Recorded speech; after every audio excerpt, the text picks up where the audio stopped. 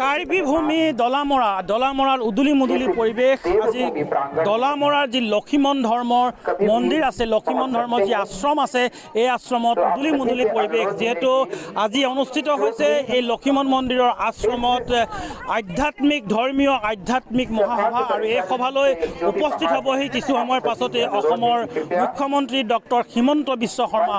মই দেখুৱাইছোঁ সামগ্ৰিক পৰিৱেশ, প্ৰাগ নিউজৰ দৰ্শকক দেখুৱাবলৈ সামগ্ৰিক পৰিৱেশ। আৰু এই যি গেট আছে, গেটৰ এটা সুন্দৰ পৰিৱেশ দেখুৱাইছোঁ। তেওঁলোকে তুলসী পানীৰে যিসকল ভক্ত ইয়ালৈ আহিছে তেখেতসকলক তেওঁলোকে পবিত্ৰ কৰি দিছে। মই দেখুৱাইছোঁ সকলো মুঠতে ব্যস্ত হৈ পৰিছে এই মুহূৰ্তত। আৰু এইফালে কাৰ্বি গাভৰুসকলো ইয়াত আছে, তেখেতসকলেও ভক্তসকলক আদৰিবলৈ সাজু হৈ আছে। তাৰ লগে লগে কিছু সময়ৰ পাছতে অসমৰ মাননীয় মুখ্যমন্ত্ৰী ডক্টৰ হিমন্ত বিশ্ব শৰ্মা আহিব। মুখ্য কাৰ্যবাহী সদস্য কাৰ্বি আংলং স্বায়ত্তশাসিত পৰিষদৰ তুলিৰাম ৰংহাং আৰু কেইবাগৰাকী উচ্চপদস্থ বিষয়া ইয়ালৈ আহিব। মই কথা পাতিবলৈ যত্ন কৰিম। এই যি লক্ষীমন ধৰ্মৰ যি আধ্যাত্মিক সভা, এই আধ্যাত্মিক সভাৰ বিষয়ে আমি কথা পাতিবলৈ যত্ন কৰিম। তেখেতসকলৰ বিষয়ববীয়া আছে। গতিকে এই যি লক্ষীমন ধৰ্ম আৰু লক্ষীমন ধৰ্মৰ যি আজি আধ্যাত্মিক মহাসভা আছে, এই মহাসভাৰ গুৰুত্ব কি? সকলোকে নমস্কাৰ তথা কাৰ্টম জনাইছোঁ। এয়া হৈছে দলামৰা লক্ষীমন আশ্ৰম, অৰ্থাৎ লক্ষীমন ধৰ্মৰ ধৰ্মগুৰু গুৰুদেৱ লক্ষ্মণিংতি হেনচেকদেৱৰ জন্মস্থান।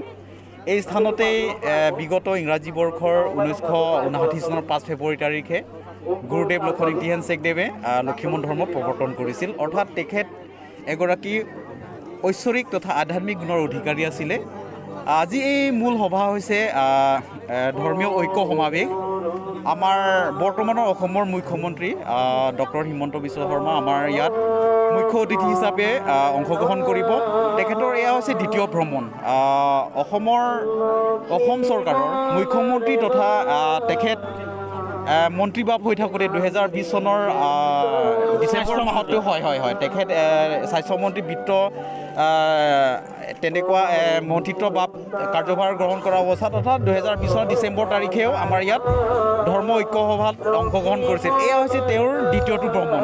আজি তেওঁৰ মুখ্যমন্ত্ৰীভাৱ গ্ৰহণ কৰাৰ পাছত তেখেত বৰ্তমানৰ যি গুৰু লক্ষ্মণিংতি হেনচেকদেৱৰ উত্তৰাধিকাৰী গুৰু লক্ষ্মণিংতি মদনইংতি হেনচেকদেৱক তেখেত সাক্ষাৎ কৰিব। লগতে তেওঁ মাংগলিক অনুষ্ঠানত মদনইংতি লক্ষ্মণিংতি পুত্ৰ নেকি? হয়, তেখেত পুত্ৰ আৰু গুৰু লক্ষণৰ উত্তৰাধিকাৰী, অৰ্থাৎ উত্তৰসূৰী। বৰ্তমান তেখেতৰ তত্বাৱধানতেই এই অনুষ্ঠান তথা গুৰুদেৱ লক্ষ্মণিংতি হেনচেকদেৱৰ যি লক্ষীমন আশ্ৰম প্ৰতিষ্ঠাৰ যি সপোন বাস্তৱ ৰূপ দিয়া যি পদক্ষেপসমূহ তেওঁ যিবিলাক দিগদৰ্শন দি থৈ গৈছিলে, তেখেতে নিৰ্মাণ কাৰ্যৰ পৰা আৰম্ভ কৰি ধৰ্মীয় দিশটোক তেওঁ সম্পূৰ্ণ ভক্তগণৰ সৈতে তেখেত দেখা ধন্যবাদ জনাইছোঁ। মই আৰু আছে বহু লোকৰ কথা পাতিম। অসমৰ বিভিন্ন জিলাৰ এই ধৰ্মত দীক্ষিত যিসকল লোক আছে সকলো ইয়ালৈ আহিছে। অসমৰ বাহিৰৰো এই লক্ষীমন ধৰ্মত যিসকল দীক্ষিত লোক আছে সকলো ইয়াত আহিছে। মুঠতে কাৰ্বি আংলং জিলাৰ দলামৰাই আজি লোকাৰণ্য হৈ পৰিছে। অসমৰ বিভিন্ন ঠাইৰ ধৰ্মীয় লোকসকল আছে। মোৰ ভিডিঅ' জাৰ্নেলিষ্ট জয়ন্তই দেখুৱাবলৈ যত্ন কৰিছে যে অসমৰ যিসকল এই লক্ষীমন ধৰ্মত দীক্ষিত লোক আছে, বাৰে বৰণীয়া তেখেতসকলৰ যি ড্ৰেছ, তেখেতসকলৰ যি পোচাক, এই পোচাক পৰিধান কৰি তেওঁলোকে ইয়াতে মিলিত হৈছে। আজি আধ্যাত্মিক যি মহাসভা আছে এই সভালৈ আহিছে। আৰু কিছু সময়ৰ পাছতে মাননীয় মুখ্যমন্ত্ৰী ডক্টৰ হিমন্ত বিশ্ব শৰ্মা আহিব। মই দেখুৱাইছোঁ সামগ্ৰিক পৰিৱেশ। আৰু যদি সম্ভৱ হয় অকণমান যি লক্ষীমন ধৰ্মৰ মন্দিৰ ভাগ আছে, পাহাৰত অৱস্থিত এই যি লক্ষীমন ধৰ্মৰ মন্দিৰ, এই মন্দিৰ ভাগ মই দেখুৱাবলৈ যত্ন কৰিছোঁ। আৰু যিহেতু এই লক্ষীমন ধৰ্মৰ যি মন্দিৰ ভাগ আছে, এই লক্ষীমন ধৰ্মে পুনৰ নিৰ্মাণৰ সময়ত মুখ্যমন্ত্ৰী হৈ থকা নাছিলে, তেতিয়া স্বাস্থ্যমন্ত্ৰী হৈ আছিলে হিমন্ত বিশ্ব শৰ্মা। তেখেতে ইয়াত প্ৰথমবাৰ পৰিভ্ৰমণ কৰিছিলে আৰু উদ্বোধন কৰিছিলে। মই এই মুহূৰ্তৰ যি পৰিৱেশ, এটা সামগ্ৰিক পৰিৱেশ দেখুৱাইছোঁ। সকলো লোক ইয়াত আহিছে। কাৰ্বি সমাজৰ যিসকল লোক আছে, এই ধৰ্মত দীক্ষিত লোক আছে, তেখেতসকল ইয়ালৈ আহিছে। বাৰে বৰণীয়া এটা পৰিৱেশ। তেওঁলোকৰ যি সাজ পোছাক আছে, এই সাজ পোছাক সঁচাকৈ বৰ সুন্দৰ এটা সাজ পোছাক। আৰু এটা কথা আপোনালোকক প্ৰাগৰ দৰ্শকক মই জনাওঁ যে যিসকলে বগা ৰঙৰ পোছাক পৰিহিত হৈ আছে তেখেতসকল অবিবাহিত।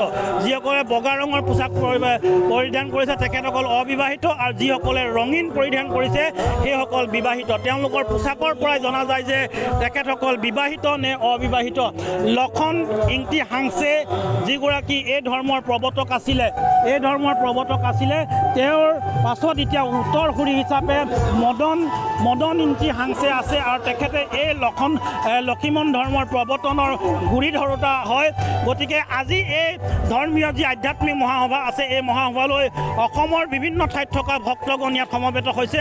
মই দেখুৱাইছোঁ সামগ্ৰিক পৰিৱেশ এটা উদুলি মুদুলি পৰিৱেশ আৰু কাৰ্বি আংলং জিলাত যিহেতু এতিয়া শান্তিৰ বাতাবৰণ আছে আৰু এই শান্তি বাতাবৰণৰ মাজত তেখেতসকলৰ যি মানৱৰ যি সেৱাৰ প্ৰতি তেওঁলোকৰ মনোভাৱ আৰু এই লক্ষীমন ধৰ্মই বিশেষভাৱে অৰিহণা যোগাই আহিছে। মই অকণমান দেখুৱাই আছোঁ। কিছু সময়ৰ পাছতে অসমৰ মুখ্যমন্ত্ৰী ডক্টৰ হিমন্ত বিশ্ব শৰ্মা আহিব, উপস্থিত থাকিব কাৰ্বি আংলং স্বায়ত্তশাসিত পৰিষদৰ মুখ্য কাৰ্যবাহী সদস্য তেখেত উপস্থিত থাকিব আৰু ডক্টৰ নুমল মমিন বোকাজান সমষ্টিৰ বিধায়ক, অসম বিধানসভাৰ উপাধ্যক্ষ উপস্থিত থাকিব। মই ভিতৰ ভাগৰ যদি সম্ভৱ হয় দেখুৱাবলৈ যত্ন কৰিম। ভিতৰত যি মূল মণ্ডপ আছে এই মূল মণ্ডপত লোকে লোকাৰণ্য হৈ পৰিছে। অসমৰ বিভিন্ন ঠাইৰ এই ধৰ্মৰ লোকসকল ইয়াত আছে। আমি দেখুৱাইছোঁ সামগ্ৰিক পৰিৱেশ আৰু কিছু সময়ৰ পাছতে মাননীয় মুখ্যমন্ত্ৰী উপস্থিত থাকিবহি আৰু ইয়াত ডেকা গাভৰু তেখেতসকলৰ যি পৰম্পৰাগত সাজপাৰ এই সাজপাৰ তেওঁলোকে পৰিধান আহিছে। মই যদি সম্ভৱ হয় এই বাইদেউৰ পৰা অকণমান জানি ল'ম যে তেওঁলোকৰ যি সাংস্কৃতিক কলা আছে এই কলা তেওঁলোকে পৰিৱেশন কৰি আহিছে। বাইদেউ অকণমান কথা পাতি ল'ম। বাইদেউ অকণমান চয়, বাইদেউ ক'ৰ পৰা আহিছে? বালিপথাৰ। কেনেকুৱা লাগিছে?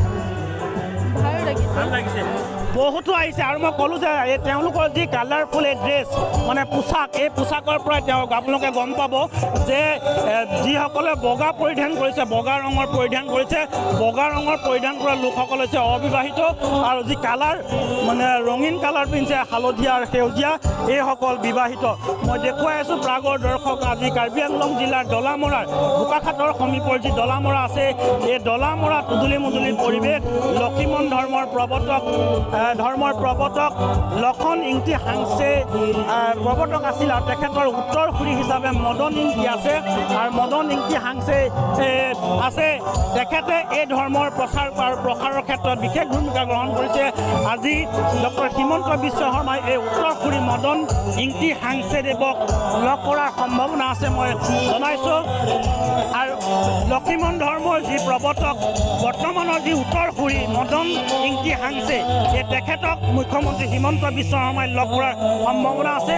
গতিকে প্ৰাগৰ দৰ্শকক মই সামগ্ৰিক পৰিৱেশ দেখিছোঁ। পিছতে কাৰ্বি আংলং জিলাৰ এই দলামৰাৰ যি লক্ষীমন ধৰ্মৰ আশ্ৰম আছে এই লোকে লোকাৰণ্য হৈ পৰিছে। অসমৰ বিভিন্ন ঠাইৰ এই ধৰ্মত দীক্ষিত যিসকল লোক আছে তেখেতসকলে ইয়াত ভিৰ কৰিছে আৰু ডক্টৰ হিমন্ত বিশ্ব শৰ্মা কিছু সময়ৰ পাছতে এই সভাত উপস্থিত হ'ব।